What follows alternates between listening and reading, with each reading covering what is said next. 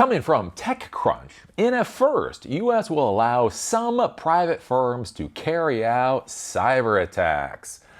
Oh, yes. Welcome to the modern world of the Trump administration. Let's just do some more questionable things. Can you smell my shirt from there? My shirt's kind of stinky. I get this whole thing from people sometimes. They're like, Eli, do you wear the same shirt multiple days in a row? It's like, not normally. Normally, I just do multiple videos on the same day. So it seems like I'm wearing the same shirt multiple days in a row. But yeah, I was supposed to be in Montana yesterday. I was flying to Montana for the marathon. I'm supposed to run tomorrow morning. Anyways, storms and stupidity. I'm currently in O'Hare. So I'm in O'Hare, and my clothes, my deodorant, my toothbrush, yeah, they're supposed to be in Montana. I don't know if they're even in Montana, but they're not here. So yeah, I don't know. If you can smell my t-shirt, it's like, yeah. Imagine how I feel right now. Imagine how my neighbor in the airplane is gonna feel in about 4 hours. Anywho, but that doesn't have anything to do with the United States allowing private companies to hack other folks. But yeah, this is coming out of the Trump administration. Oh, I guess this is like privateer. Is this privateering for the modern world? Essentially piracy that is signed off on by one particular leader of the world.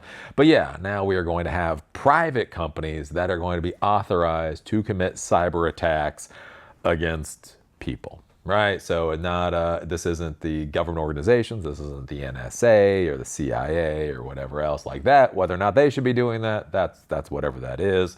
This is actually going to be private companies that are going to be sanctioned by the United States to do this. But one of the interesting things with it is they're not going to get like a judicial warrant. Like, that's what I love about the Trump administration. They don't like oversight. They don't like people questioning their dumbass decisions. Yeah, so there's not gonna be like a judicial warrant for these companies to be able to do it. They're just going to have to get approved by, the Trump administration's yes people, which is just, it's 2026. What do you expect out of 2026? Come on now. It's only gonna get stupider. Oh, it is only the middle of August. We have so much more time left in 2026 for things to get stupider. The U.S. government will, for the first time, allow vetted private companies to launch offensive cyber operations against international criminal gangs and hackers, the White House said on Wednesday. Do you remember, though, when they say criminal gangs and hackers? We have a nasty habit of just murdering the shit out of fishermen because we call them criminals. So again, it's one of those interesting things. Like, you use words, and that's, we saw this with the blue hairs, right? The blue hairs and the progressives. They're not homeless, they're unhoused. They're not illegal immigrants, they're undocumented, right? Literally, by using words, you change how people respond to an incident. Whether the incident is horrific or justified is whether it happened to a mom of three or a terrorist, right? Literally, the words you use about the person you attacked, the victim of your attack, changes how people interpret how they should look at that particular attack. Again, whether it is a victim or whether it's a pre-perpetrator, I suppose you could say. And so that's the other interesting thing. Again, with the Trump administration, again, using military assets to murder people down in South America, right? Literally, boats that have already been destroyed, survivors on boats that have already been destroyed, and they send in another missile to kill them. Again, literal fucking war crimes simply because of how they define them, right? But you can also see this under the Obama administration, right? Under the Obama administration, one of the big problems is too many civilians. Too many civilians were dying during drone attacks. And so you know what Obama did, right? The United States, a Nobel Peace Prize winning president of the United States, he redefined who a civilian was. I shit you not. Go Google it. You'll understand my frustration with modern America. The Nobel Peace Prize winning black president, when confronted with the fact that too many civilians were being slaughtered during drone attacks, simply redefined who was a civilian. And so that's the thing to be concerned about with this too, is like, yeah, I mean, I know you're saying gangs, right, and that kind of thing, but who is that really at the end of the day? In a newly published presidential memorandum, the Trump administration said the move will allow federal government to use, quote, innovative capabilities of the private sector to combat cybercrime and threats targeting Americans, such as ransomware attacks, financial scams, and sextortion. The memorandum allows private companies participating in the government program to conduct surveillance, like using spyware to collect intelligence, as well as make disruptive attacks aimed at the destruction of criminals' data or systems. And again, criminals. Are they criminals? Are they journalists? I don't know. They made Trump cry. They got to be punished. And again, this is my concern with an administration that only knows how to punch, right? They don't know how to negotiate. They don't know how to make a deal. They don't know how to have a conversation. All they know how to do is punch. So whenever anybody makes them cry, they literally try to hurt that person. That's one of the reasons I get concerned about this type of thing. The policy change marks a seismic shift in the U.S. government's longstanding position under U.S. federal computer hacking laws, which broadly prohibit private companies from conducting cyber attacks or disruption operations without a court-authorized approval. And again, notice this. So previously, they had to have a court-authorized approval. The U.S. government's position to date, though, through multiple administrations, has been that the private sector can defend against incoming cyber attacks, but not launch or operate them. Participating companies must deposit $1 million in escrow, which will be forfeited if the government finds out a company isn't compliant with its rules on how to conduct these operations. The memorandum directs the federal government to create procedures preventing any operation from targeting Americans or U.S.-based systems. Any operation will require sign-offs from representatives from the Justice Department and Homeland Security before it can be approved. And so what you have to understand is this is under the executive branch, right? So the Justice Department is under the executive branch, Homeland Security is under the executive branch. So when you look at how the U.S. Government system works, right? We have the legislature, the legislative branch, the executive branch, and the judicial branch. The legislative branch creates the laws. The executive branch is supposed to implement the laws that have been created by the legislature, and the judicial branch is basically supposed to be the referee, make sure everybody is playing within the rules, right? And so think about this. So if this was able to be done before, it had to go through the judicial branch. So the judicial branch is worried about the law, it's worried about the Constitution, it's worried about, again, especially with the judicial branch, right, court precedent. So they're worried about creating precedent going into the future. There's a lot of stuff that the judicial branch has to be concerned about. Whereas with the executive branch, especially in the Trump administration, they just have to be worried about if Trump is having a fucking bitch fit that day. Oh my God, Trump is fucking crying again. He's punching the Secret Service people. We gotta get him to stop. And so basically, again, the Justice Department and Homeland Security is under the executive branch. They're under the Trump administration. And so it's much easier to twist their arms to get them to do what he wants to do than, again, going through the judiciary. We saw the same thing under the Biden administration, which made me lose my mind, right? Biden, one of the reasons I voted for Biden, truly, is because Biden said that he did not have the legal authority, the constitutional authority, to mandate vaccines, right? That's what he said. Right before the election, he said, I do not have the constitutional authority to mandate vaccines. And again, I'm somebody that got vaccinated. I got the booster for the vaccine. But no, it is not the government's right or ability, should be their ability, to mandate those vaccines. The interesting thing that Biden did is once he got into office he then stated that OSHA, right, under workplace health and safety laws, had the right to require vaccines. And then he ordered OSHA to then implement vaccine mandates. You're like, what the fuck? Right? So it was true. He did not have the constitutional right to mandate vaccines, but OSHA has the right to create safe workplaces, so ergo they could theoretically mandate vaccines, and so he then just ordered them to do the thing that he did not have the constitutional right to do. See how this horseshit works in modern America and why many of us are frustrated? Many of us say, fuck Trump and fuck Biden and fuck Obama and fuck Bush. They're all fucking bastards that don't stay in their goddamn lanes.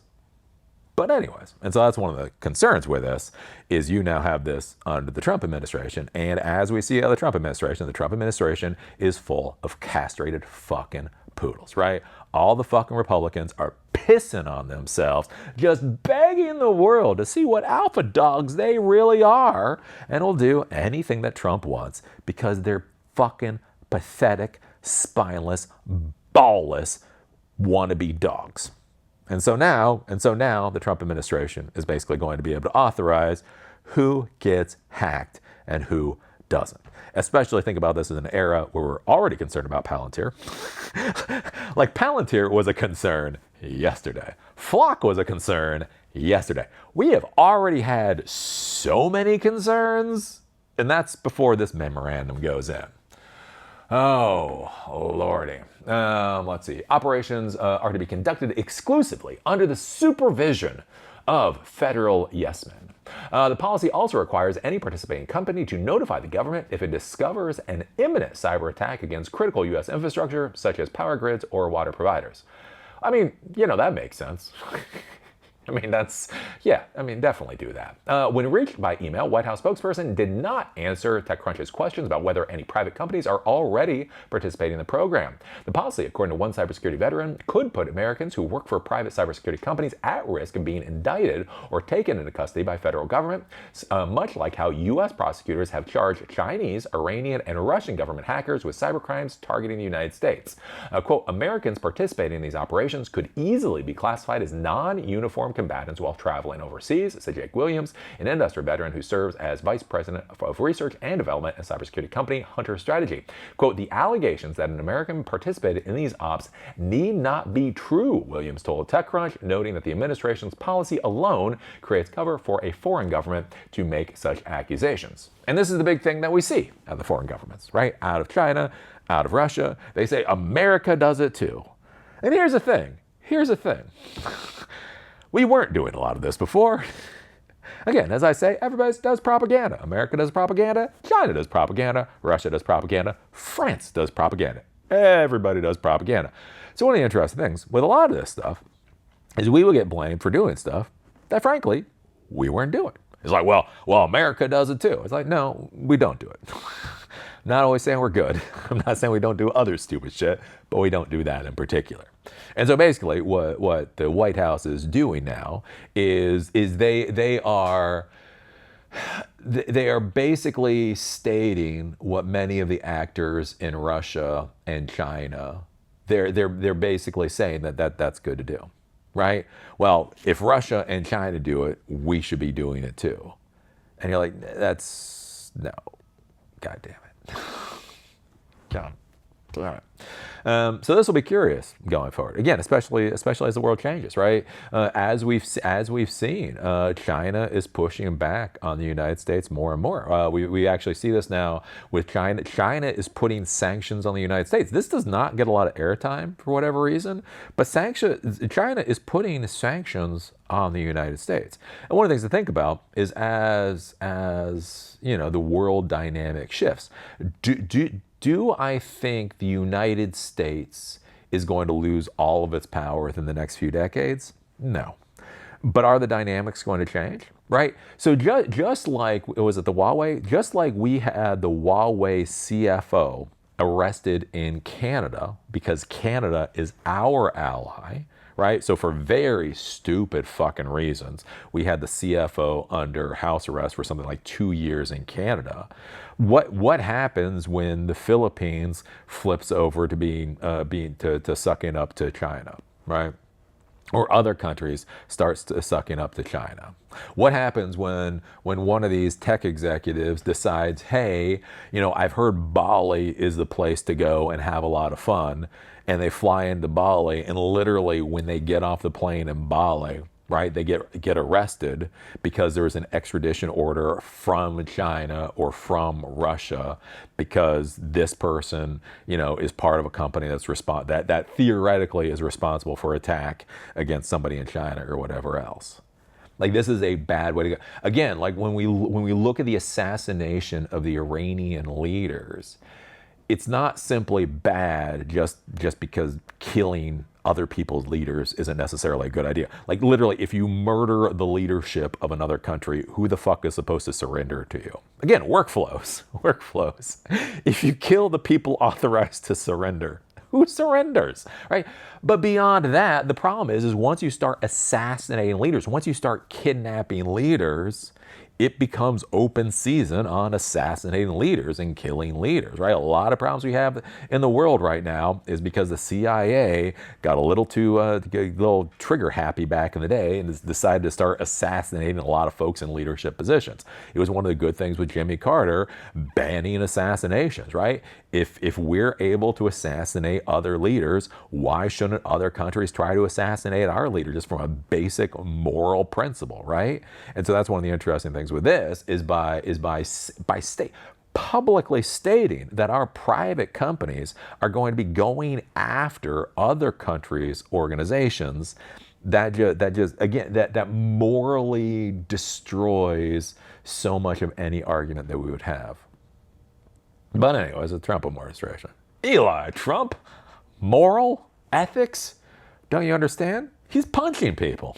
He's punching. He was crying this morning. He crapped his pants.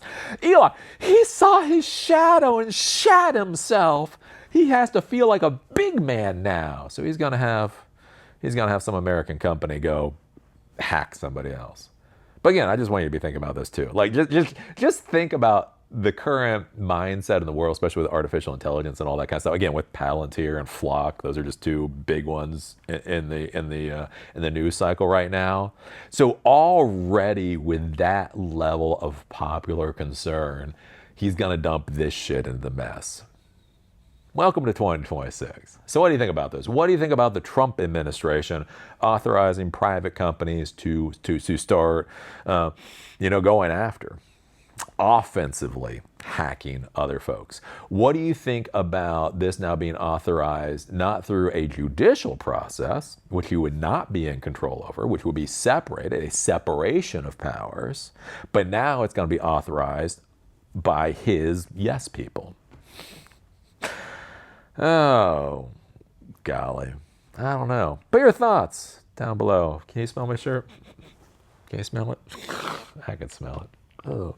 Again, I'm an Aspie. Like sometimes, I'm pretty good as an Aspie. Again, I'm 50 years old, almost 50 years old. Again, for Gen X, nobody gave a fuck, right? Basically, if you didn't wear a football helmet all the time, you weren't that bad off. So like for most of the time, I can pretend to be normal. I can do a pretty good job. But there's like these certain things that just send me up the wall, and like dirty fucking clothes. Just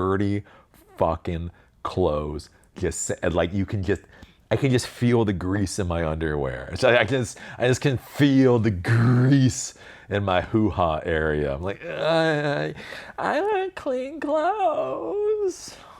Anyways, hopefully I'll get clean clothes tonight. Hopefully. Hopefully my bags are actually going to be in Montana. I don't know.